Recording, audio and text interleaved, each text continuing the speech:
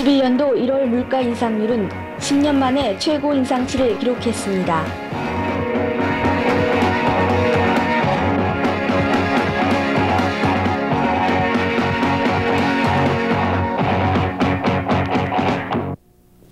정부 발표에 따르면 소비자 물가는 1990년 한 해 동안 9.4%가 상승했습니다. 이 수치만도 10년 만에 최고로 오른 것입니다. 그러나 우리 국민 가운데 이 정부에서 발표하는 물가 통계를 고지고대로 믿는 사람은 극히 드뭅니다. 작년에 9.4% 올랐다고 정부 발표가 났는데 그 발표를 믿으세요? 아니요, 안 믿어요. 왜요? 글쎄, 네. 우리가 느끼고 있는 거는 네. 그보다 훨씬 많은 것 같아요. 네. 어느 정도나 올랐다고 글쎄, 생각하세요? 거의 한 50% 이상. 네.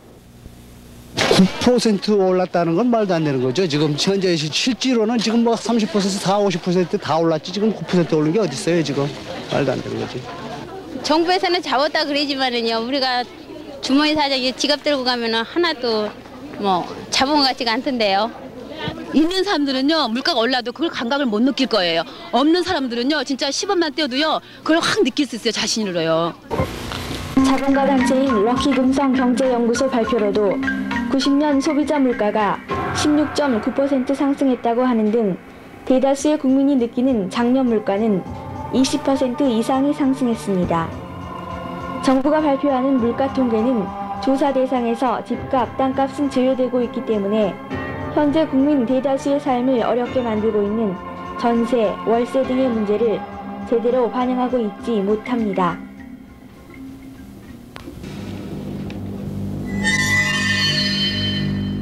그러나 올해 실질적으로도 내릴 것도 있습니다. 바로 노동자의 임금입니다. 정부는 작년에 임금 한 자릿수 인상 억제 정책을 계속해서 강력히 추진할 것을 떠들어대고 있습니다. 물가는 20 내지 30%씩 무시무시하게 올라가는데도 임금 인상은 한 자릿수로 억제한다니 노동자는 손 놓고 손해보고 있으라는 얘기입니까? 우리가 올해 본 임금 인상 투쟁을 성공적으로 이끌어내지 못해 혹시라도 정부의 계획대로 된다면 올해 노동자의 살림은 더욱 악화될 것입니다.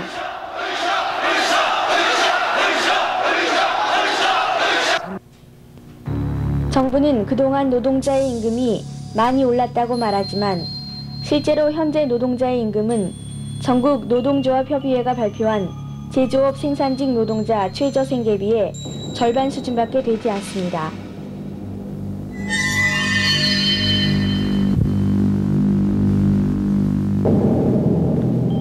그나마 우리가 힘들게 투쟁하여 쟁취한 임금 상승분도 무시무시하게 치솟는 물가 상승 때문에 그 역할을 제대로 하지 못하고 있는 게 지금의 실정입니다.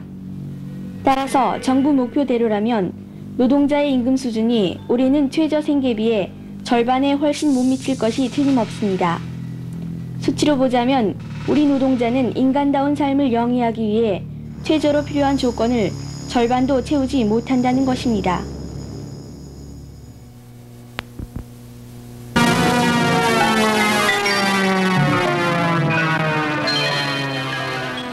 최근 몇 년간의 노사분규와 고액의 임금 인상이 국제 경쟁력을 약화시켜 수출을 둔화시키고 물가를 앙등시켜 우리 경제를 침체케 하였다. 그래서 임금을 안정시켜야만 수출 경제를 부흥시킬 수 있다. 이 길만이 우리 경제가 세계 시장에서 살아남을 수 있는 유일한 길이다. 이 말은 91년 인투를 앞두고 정부와 자본가가 모두 한결같이 떠들어대는 말입니다.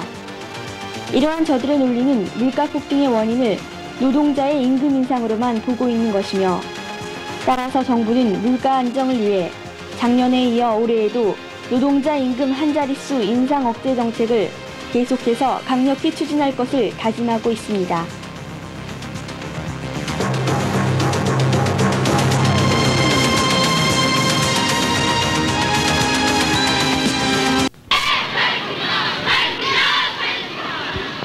물가 폭등의 원인이 과연 노동자의 책임일까요? 물론 아닙니다.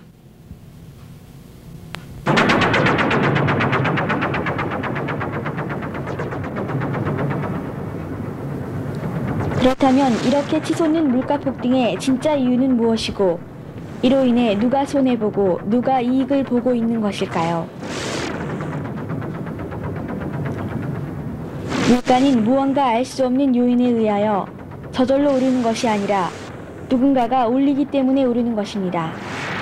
다름 아닌 이윤 추구를 목적으로 하는 자본가와 정권이 한 통속이 되어 물가를 올리는 것입니다. 그렇기 때문에 자본가들은 물가가 오르는데도 전혀 손해를 보지 않으며 오히려 물가 인상으로 이익을 보고 있습니다. 부동산 투기를 봅시다. 땅값이 15년 동안 평균 1400%가 뛰었습니다. 이렇게 땅값이 오르면 임대료가 뛰고 전세 월세값 인상으로 곧바로 우리의 생활에 심각한 영향을 끼칩니다. 그런데 이 오른 만큼의 돈은 누가 챙겨가던가요? 바로 부동산을 소유하고 있는 자본가들, 특히 독점 자본가들이 있지 않았습니까?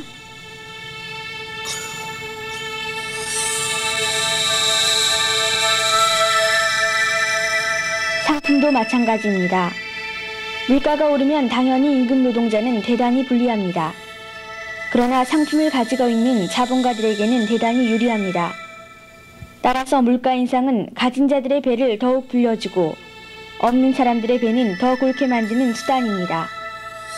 결국 물가 인상은 자본가들이 노동자 민중을 보이지 않는 손을 가지고 합법적으로 착취하는 것입니다.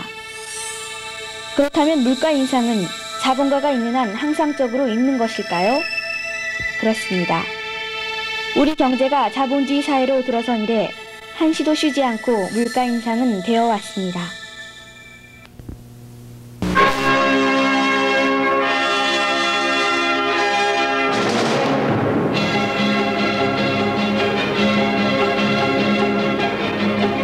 소위 경제개발이 시작된 60년대 초에서부터 물가 인상은 늘 한 자릿수를 넘겼으며 70년대 중반과 80년대 초에는 거의 30%에 이르렀습니다.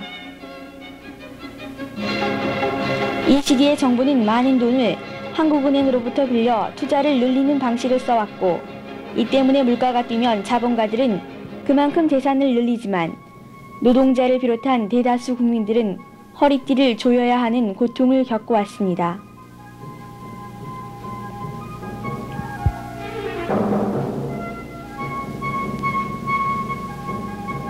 60, 70년대의 물가 상승은 주로 세계 자본주의 시장에서 살아남기 위한 수출 위주의 경제정책, 성장 위주의 경제정책의 결과로서 나타났던 자구책의 성격이 강했습니다.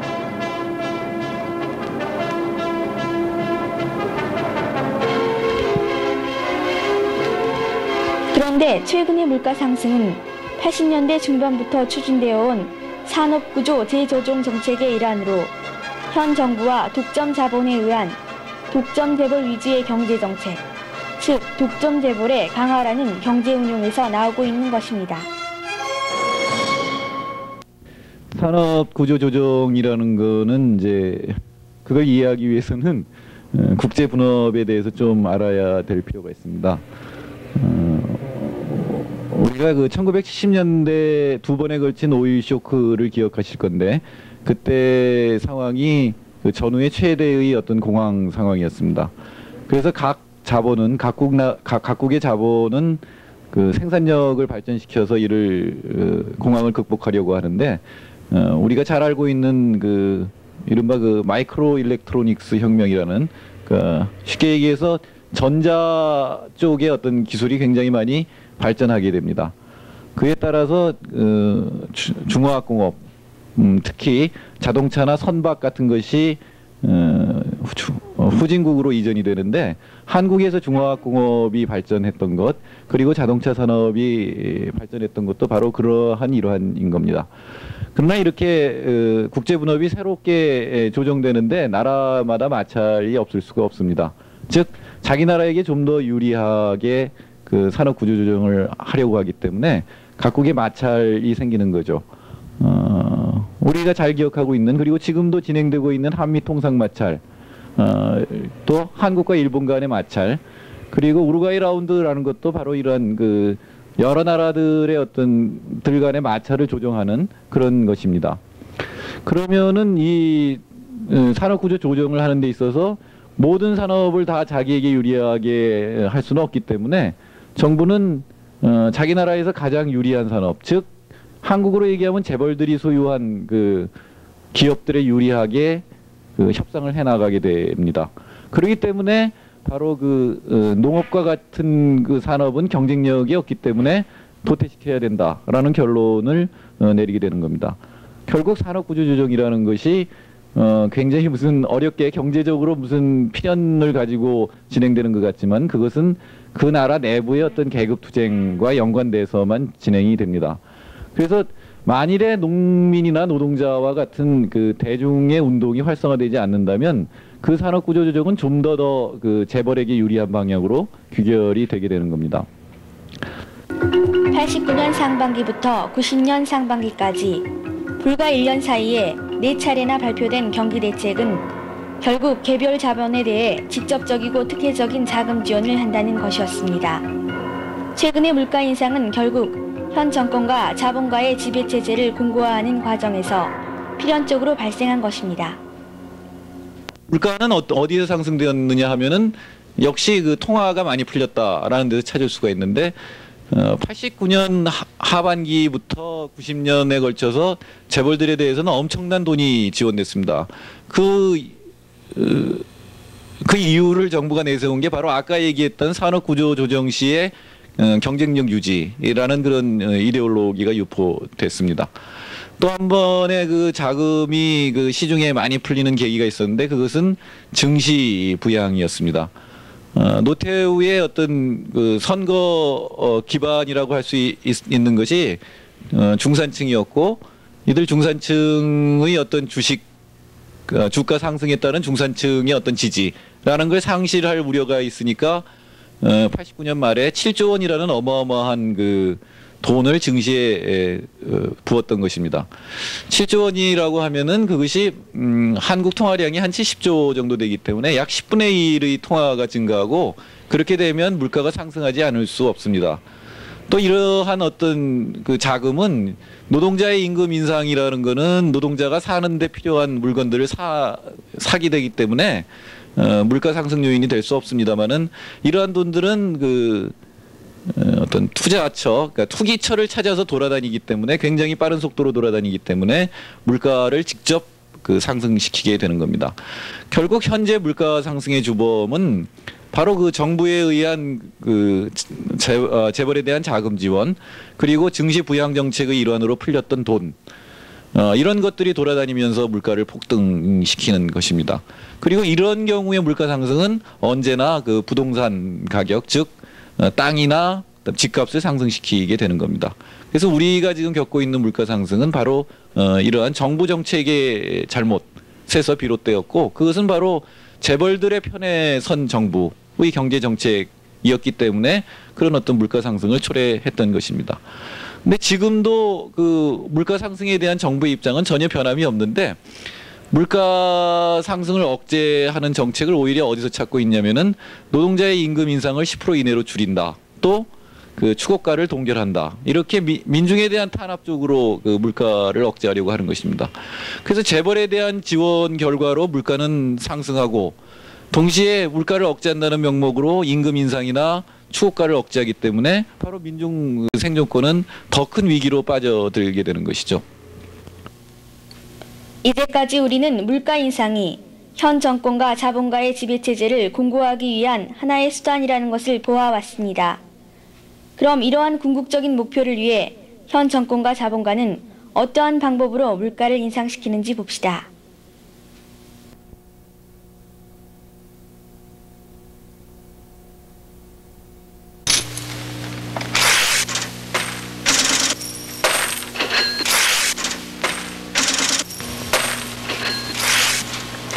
우리나라의 경우 통화 증가량은 6개월에서 1년 시차를 두고 물가에 영향을 미칩니다. 예를 들어 통화가 10%로 증가하면 6개월 이후에 물가가 3 내지 4% 인상된다는 것입니다. 연도별 총 통화 증가율과 소비자 물가 상승률 그래프를 보면 단적으로 알 수 있습니다. 정부가 통화량을 늘릴 때에는 그때마다 다 이유가 있고 노리는 목표가 있었습니다.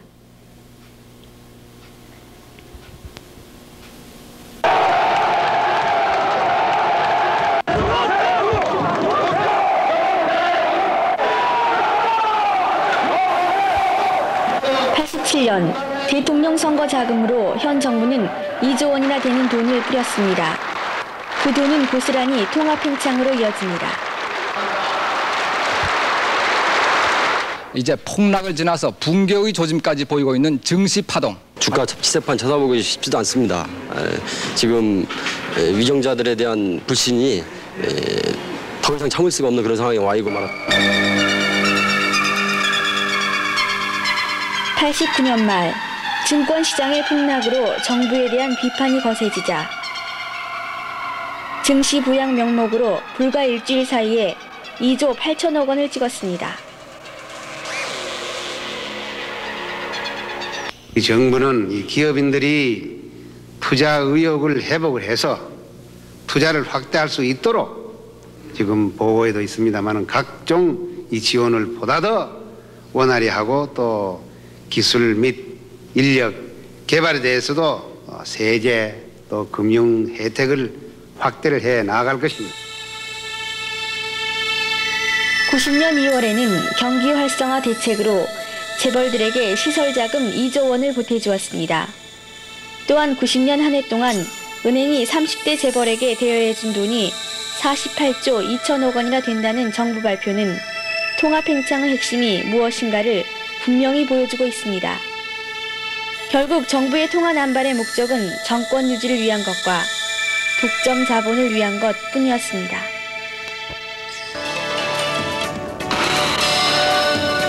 (91년) 국가 예산은 유례 없이 늘어나 있습니다. 91년도 예산은 19.8%가 증가된 27조 1,825억 원으로 책정되어 있습니다.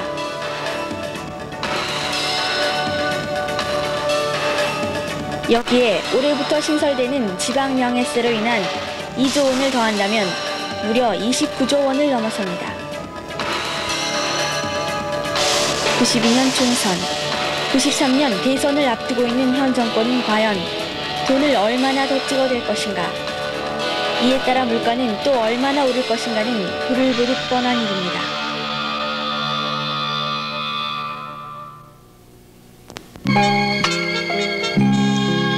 Lord, it's so sad to be alone. 크라운 슈퍼 드라이. Help me make it. 깨끗한 맛. 깨끗한 맥주. 크라운 슈퍼 드라이.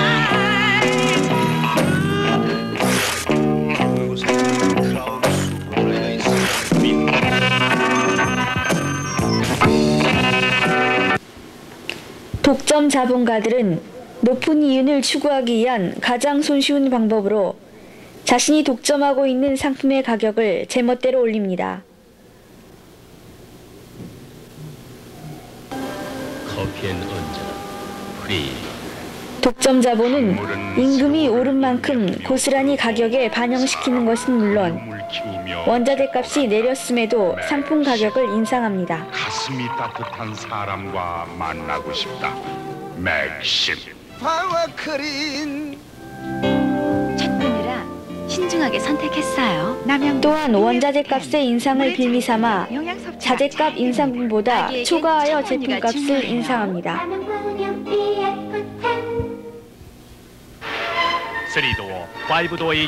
이렇게 상품의 가격을 마음대로 올릴 수 있는 것은 독점 자본가들이 상품과 시장을 독점하고 있기 때문입니다.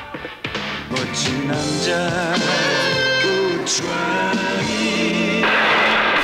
Try.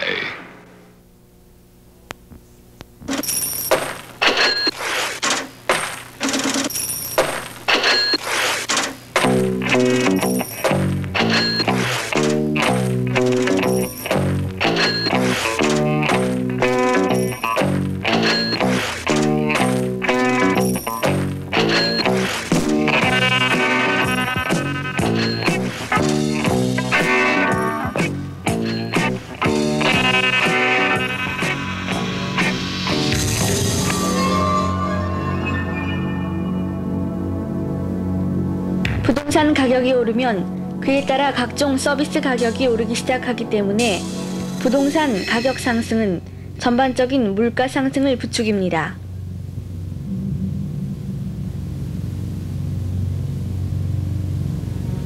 이렇게 물가 상승의 요인이 되는 부동산 투기의 주범은 만천하가 알듯이 독점 재벌들입니다.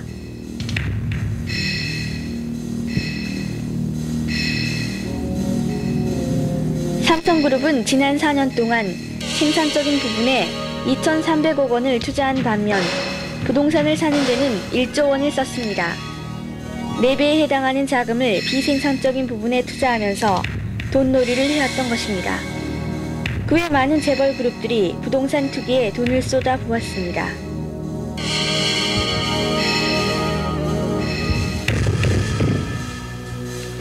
그 결과 땅값, 집값이 50%가 넘게 뛰어올랐고 이 때문에 대다수 전세 월세를 사는 서민들의 눈에 피눈물을 나게 했습니다.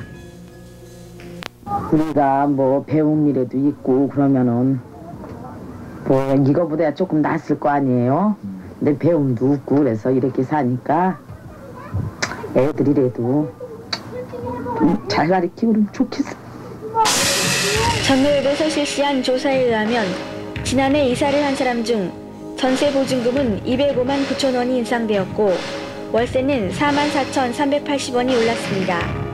반면에 전 국민의 1%밖에 안 되는 독점 재벌들은 89년 한 해만도 공식 발표로는 50조 7천억, 실제 추계로는 300조 원이라는 불로소득을 얻었습니다.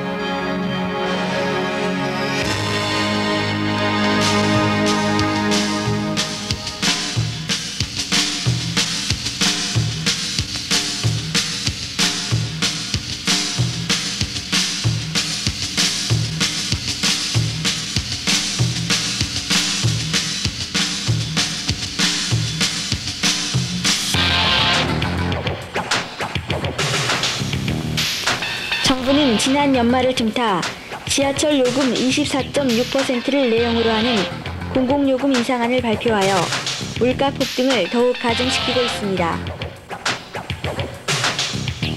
전기, 철도, 수도, 지하철, 택시 요금 등은 국민들의 생활과 밀접한 연관이 있는 것으로 모든 것에 우선하여 적절한 가격으로 통제하는 것이 마땅했습니다. 따라서 정부는 물가를 안정시킬 역량이 없거나 아니면 물가 인상을 조장하고 있는 것입니다.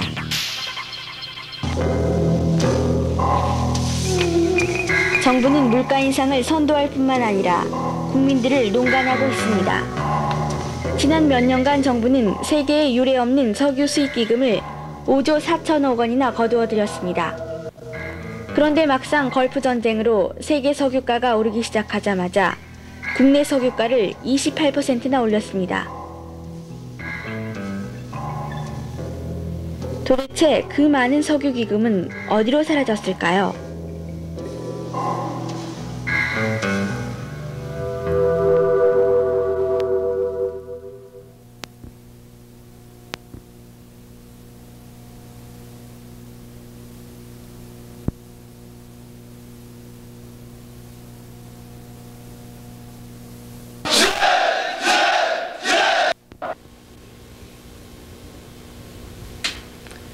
이제 모든 것이 분명해졌습니다. 물가 폭등의 주범은 독점 재벌과 정권, 바로 그들입니다.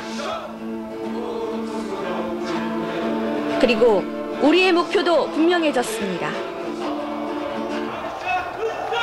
물가 인상분을 뛰어넘는 실질임금 쟁취, 안정적인 생활보장을 위한 생계비 확보, 동지 여러분 안녕하십니까. 저는 전내협 위원장 직무대행 현종입니다. 반갑습니다. 전내협에서 집계한 1가구 2.9인 기준으로 최저 생활비를 볼 때 68만 3,130원이었습니다. 이는 세 식구가 한 달 동안 살아가는데 68만 원을 가져야 된다는 얘기입니다. 반면에 평균 임금은 43만 399원이었습니다. 그렇다면 최소한의 생활을 하기 위해 25만 원이 더 있어야 된다는 이야기입니다. 그러나 우리 노동운동의 현실을 감안해 볼 때 한 번에 25만 원을 쟁취한다는 것은 힘든 것이 사실입니다. 그래서 전노협에서는 91년 목표를 최저 생계비의 77%인 52만 6천원으로 확정하였습니다. 올 임금 인상 목표액 95,611원인 것입니다. 1년에 물가가 20-30% 치솟는 것을 볼 때 우리의 요구는 최소한의 요구인 것입니다. 한편 벌써부터 조짐이 심상치 않은 물가 상승률을 생각할 때 우리의 관심은 단지 임금 인상 그 자체에만 머물 수 없습니다. 가령 임금이 10%가 인상되더라도 물가가 15 내지 20% 올라버리면 실제 생활에서는 마이너스 10%가 되고 마는 것입니다.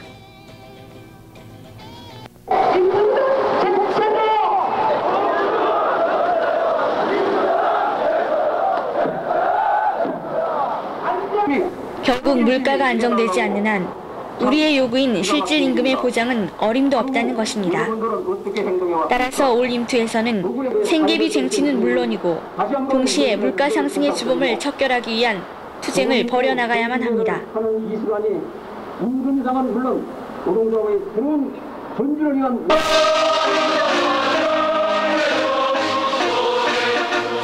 이러한 투쟁은 한두 지역, 한두 조합의 문제도 아니며 또 한두 조합의 힘으로 가능하지도 않습니다. 오직 전국의 민주노조들이 총단결을 통해 공동으로 투쟁해야만 해결될 수 있습니다. 이와 같이 9.1년 임투의 성패는 전국 민주노조들이 어떻게 강철 같은 단결을 이루어내는가에 달려 있습니다. 전노협과 연대회의는 임금 인상과 물가 폭등 저지 및 노동 기본권 쟁취를 위한 전국 노동조합 공동투쟁본부를 구성하고 각 지역에도 공투본을 구성하기로 하였습니다. 또 전국 노동자의 요구를 집약, 공동임투 실천 강령을 제정하는 등 총력 투쟁을 위한 투쟁 대오가 속속 갖추어지고 있습니다.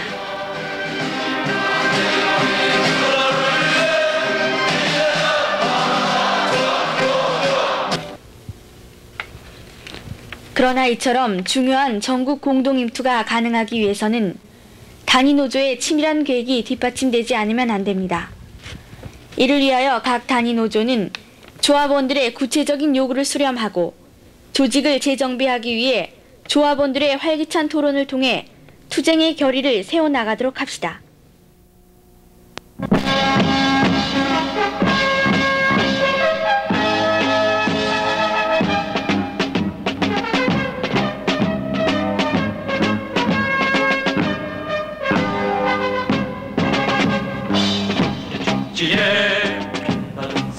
자, 이제 9.1 임투전선의 막은 올랐습니다. 민주노조 총단결로 승리하는 9.1 임투를 향해 힘차게 전진합시다.